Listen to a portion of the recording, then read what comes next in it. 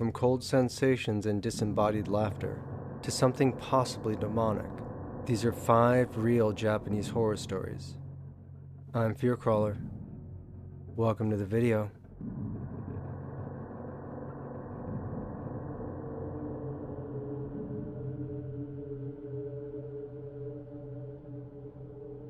I'm glad this didn't just happen to me by myself, but was also experienced by my Japanese friend at the time.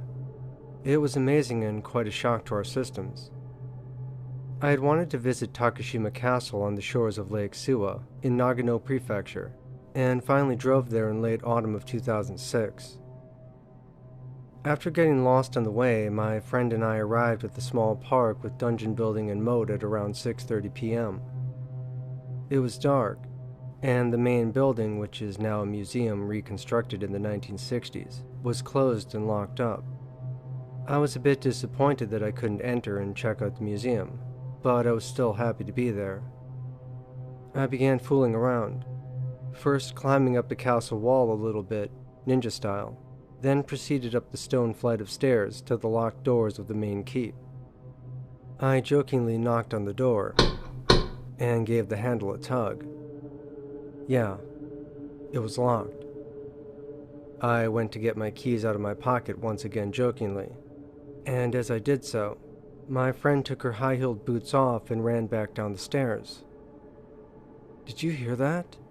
she yelled. I remember hearing some kind of sound from behind the door, but nothing that registered. I gingerly went to the bottom of the stairs and asked what was wrong. Then from the top of the stairs, coming from the inside of the keep, a man's laughter rang out. We froze and looked at each other, not speaking. Then we looked back up at the door. It sounded like the voice of a 40-something-year-old Japanese man. Uh-oh, I thought as I waited for a security guy or a groundskeeper to come out and tell me off. But there was just laughter. I thought it was a bit odd. 30 seconds passed, and as we gazed up at the door, suddenly from very close by, probably no more than 3 meters in front of me, and completely from thin air on the stairs, again we heard loudly. Adrenaline kicked in and I grabbed my friend and told her to run. We ran on jelly legs in the opposite direction, my friend almost in tears from the fright. "Gomenasai, I'm sorry," I said aloud in a shaky voice as we passed through a gate out over the moat bridge. Then as we stopped for a breath, once more, seemingly from the top of a window, there was another burst of laughter. I was glad that he, or it, hadn't followed us. But my friend was pretty scared, and so was I. We got back to the car and we drove off with a memory that we'd never forget. As for me, I now have more respect for old sites, full of bloody and violent history.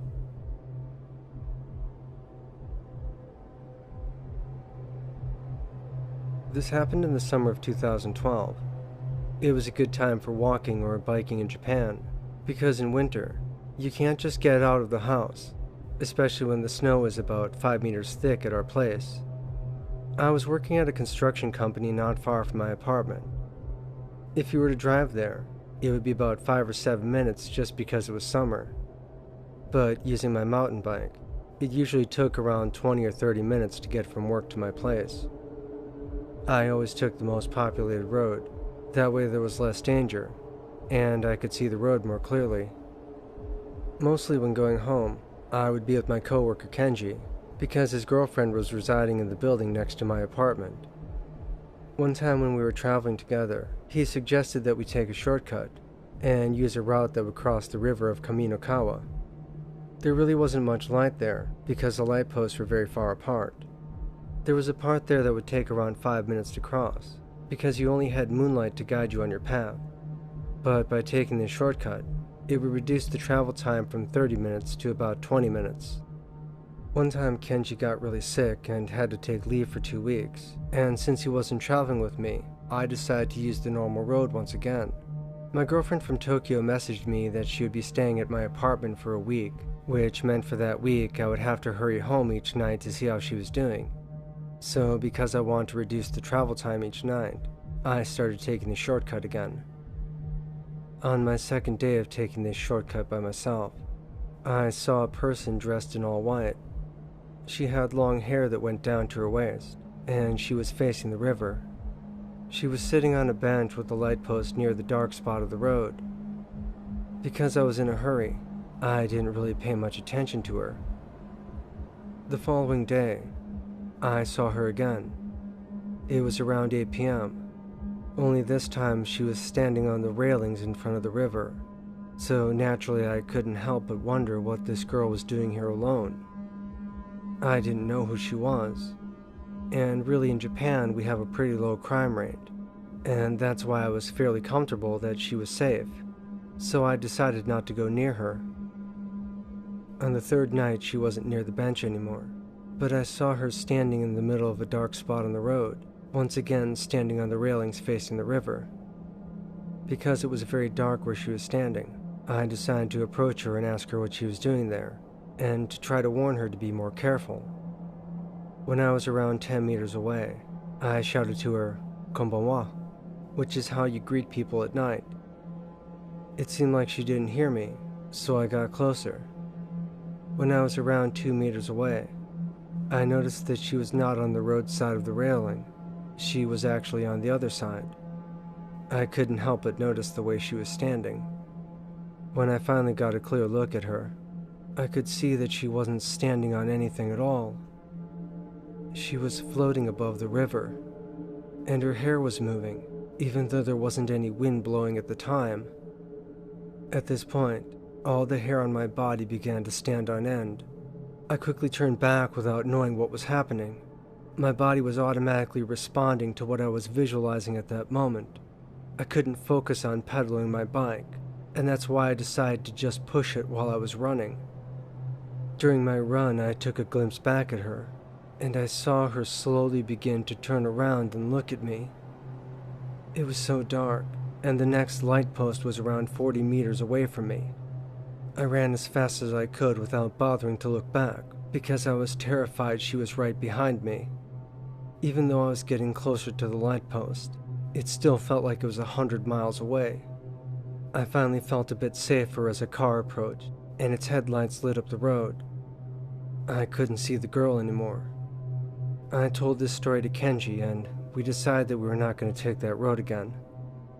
It was later that we learned that the spot where I'd seen the girl was actually the site of a deadly accident. A while back, a 17-year-old girl was hit by a car in that exact same spot that I saw that girl.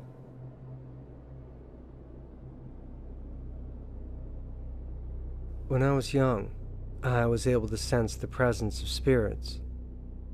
As I got older, my senses seemed to heighten, and it got to where I could distinguish whether it was a male or a female, a child or an adult. It's now gotten to where I can actually see them. Sometimes they're shadows, mists, or a glow, while others are just as real as anyone else. Right now, I live in Okinawa, Japan. I moved here in April of 2010. My family calls this a gift, but at times it's real fear. I've been trying to control what I allow myself to see and feel, but that hasn't been easy. There is so much activity on this island that at times it's difficult to filter what's actually there and what's not. I have 3 experiences that will stay with me forever. The first time I arrived here, my husband was driving past a military area, which made me feel very uncomfortable. After I had that feeling, I saw a Japanese male walking along the road in front of us. Something about him was unsettling. I could feel it in my gut and under my skin. To me, the way he was walking didn't seem that he was touching the ground. Twice, it looked like he increased in size, only to then shrink back down to regular size. After seeing this, I couldn't take my eyes off of him. It was towards the evening, just before dark, There was a light glow with some pink and purple in the sky. As we drove closer, he started to fade away. We got to the point where I'd last seen him, and I started looking around with no sign of him anywhere. My husband asked what was wrong. I explained to him that I didn't like the feeling the area was giving me, and what I saw. He then explained to me about the area, and the stories that were connected to it. Unfortunately, I can't share most of the details due to it being a military base. He told me that it was an old munition storage, and that there were some deaths involved. Sounds of guns and explosions in the distance where there shouldn't be any. Apparently there were times where guards would see old Japanese soldiers geared up for battle, and upon being approached, they would disappear. For all I know, what I was seeing that evening could have been a Japanese soldier back in 1945. My second encounter was here in my own home. I live in what the Japanese call a mansion, but it's actually an apartment, American style. For several nights whenever I'd wake up to go to the bathroom, I felt someone watching me from the spare bedroom. Night after night this continued. The room always felt stuffy and dark. I went into the room one night to confront whatever was in there. My entire body started to tingle, and I felt almost empty. I had to get out of that room, and I went right back to bed. That night I slept close to my husband. The third time I was home alone. My husband was working the night shift. I was asleep when noises at the foot of my bed woke me up. It was the sound of crinkling paper. I laid in bed listening to it, and then it stopped. We didn't own any animals at the time, so I'll admit that I was scared. After that, I felt a presence. It felt like a child pacing back and forth from the foot of my bed to the side of the bed that I was sleeping on. My body started getting the chills, and I started feeling sick to my stomach. The only other way I can describe it was the feeling of being hungover. I covered my head and I fell back to sleep, but not for long. I woke up to what I thought was my husband finally home from work, and my nerves could finally settle down.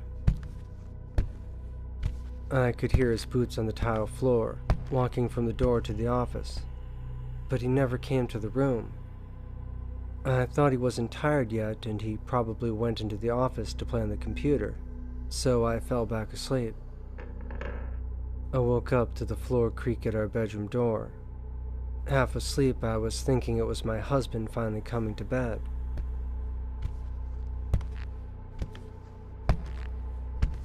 As his presence got closer to the bed and leaned over me, I knew it wasn't him. All I could do was lay in bed with this thing staring at me, inches away from my face.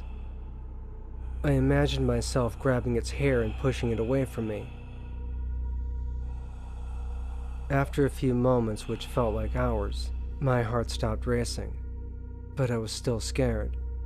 I mustered up the courage to get out of bed to tell my husband what happened and to come to bed. I got up and the place was dark. I wondered if he had stepped out, but there was no evidence of him ever being home. I slept light for the rest of the night, with the TV on, and heard the front door open. This time I yelled out my husband's name to make sure it was him. Thank God it was. I didn't know how much more I could have taken.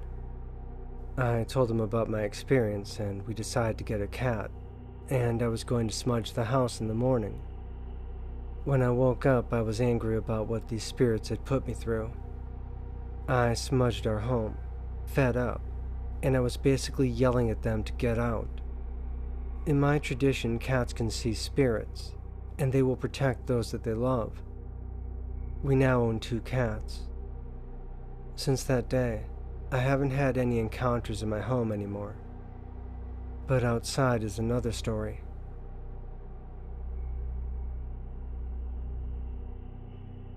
Last year, me and my brother were fishing about 4 kilometers off the coast of Okinawa. It seemed like a good day to go fishing. Fairly calm waters and lots of fish. This was the last day of my holiday in Japan, I was flying back home the next day, so I wanted to make it worth it. After about 3 hours, we had caught about 40 kilograms of fish, and it was starting to get dark. My brother told me to pull the ripcord to the motor, but it wouldn't budge. It was then that I heard the faint sound of a propeller engine, but I dismissed it as a passing light aircraft or something like that. The sound got louder, and this transparent dark green plane with crimson circles under its wings passed over, accompanied by a cold wind that sent a chill throughout my body. The plane then banked left, and it hit the water. My brother pulled the motor cord and the engine miraculously came back to life. He then steered the boat to the supposed crash site of the plane.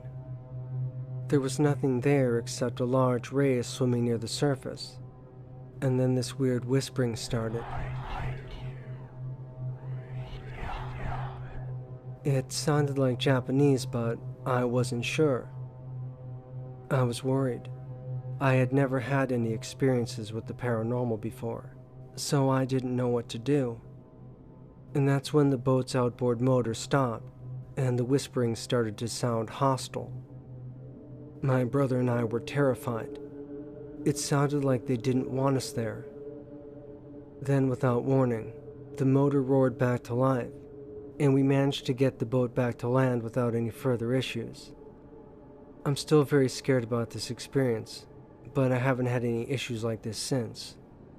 I found out that a suicide plane was shot down in that area in 1945, and its ghost is believed to appear on the anniversary of the crash.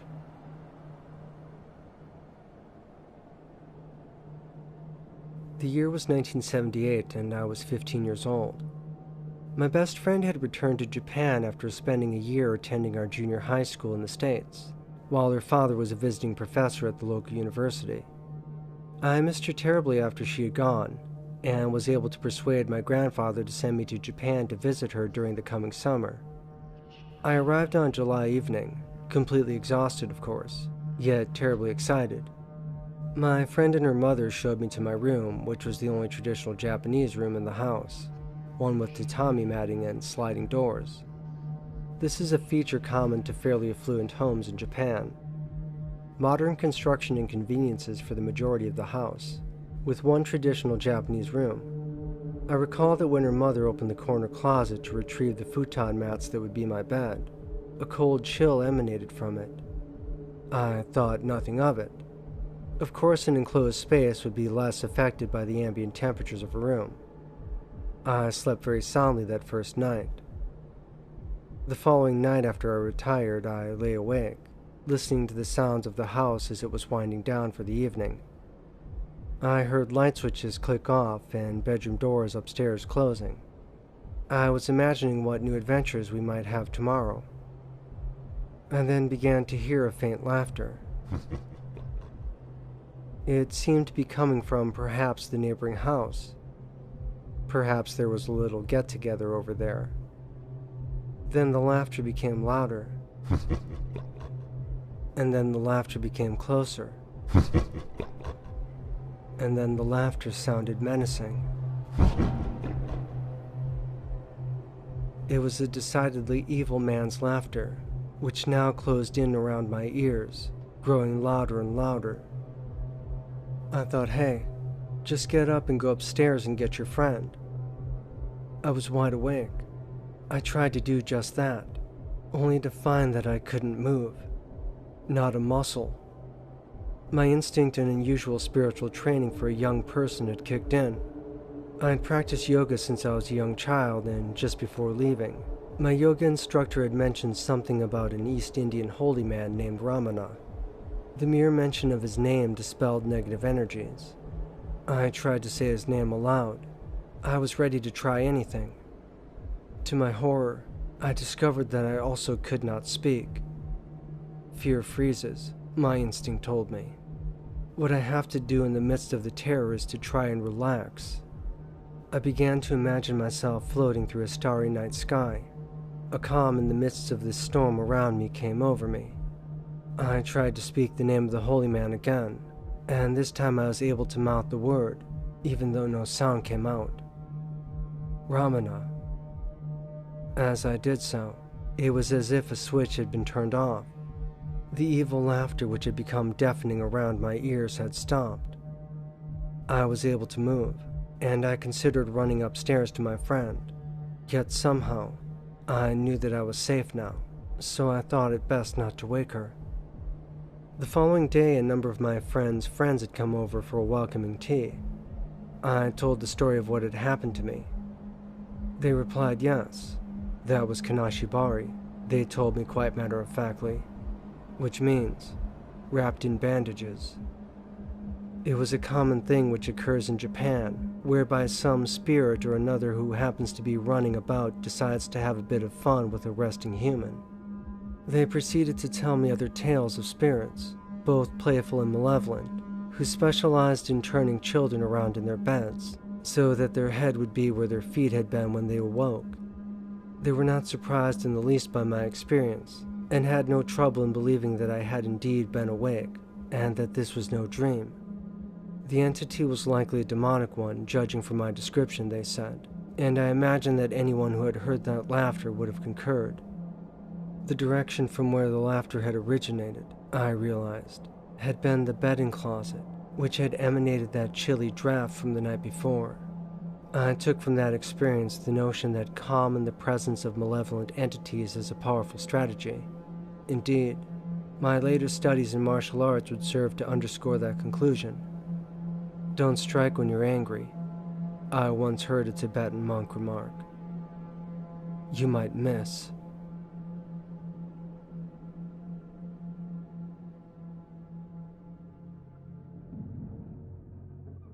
That's all for today's video.